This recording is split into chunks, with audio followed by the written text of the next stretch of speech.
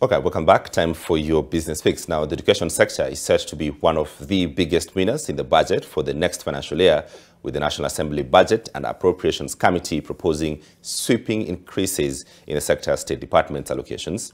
The Teachers Service Commission is also set for a 1 billion shillings increase as its target recruitment for 5,000 teachers.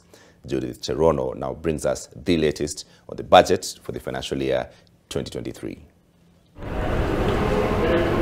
The National Assembly Budget and Appropriations Committee has proposed that the August House increases budget size for the next financial year by 81 billion shillings to 3.68 trillion shillings.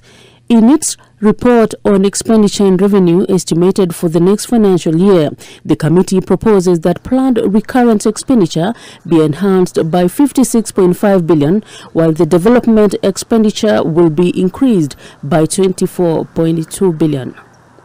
Should the National Assembly endorse the proposals of the Budget and Appropriations Committee, the CS will be tabling a 3.68 trillion shillings budget compared to the 3.39 trillion shillings budget for the current financial year. Among the biggest beneficiaries of the proposed increase are the education sector, with the State Department for Basic Education earmarked for an increase from the earlier proposed 135.5 billion to 147.8 billion. The State Department for Higher Education earmarked for an increase from the earlier 117.8 billion to 128.6 billion, and the State Department Technical and Vocational Training, which is set for an increase from 27.9 billion to 28.3 billion. The Teachers Service Commission's budget is also set for a 1 billion shillings increase to 323.8 billion shillings. The government is implementing targeted interventions under the bottom-up economic transformation, and this is geared towards economic turnaround and inclusive growth.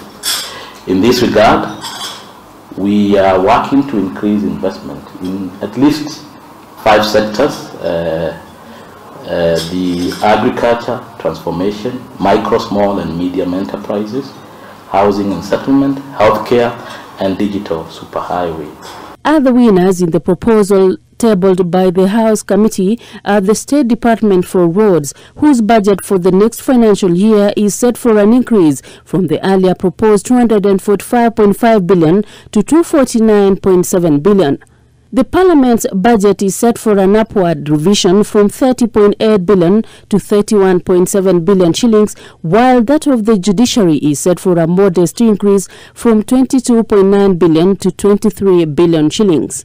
Some of the losers in the proposed changes include the State Department for Medical Services, whose proposed budget for the next financial year is set for a marginal downgrade from 116.7 billion to 116.6 billion.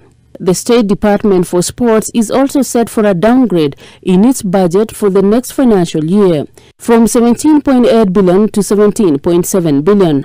The State Department for Micro, Small and Medium-Sized Enterprises will have its budget revised downward from 13.4 billion to 13.1 billion. The budget is set for tabling on Thursday next week. Judith Cherono, NTV Business.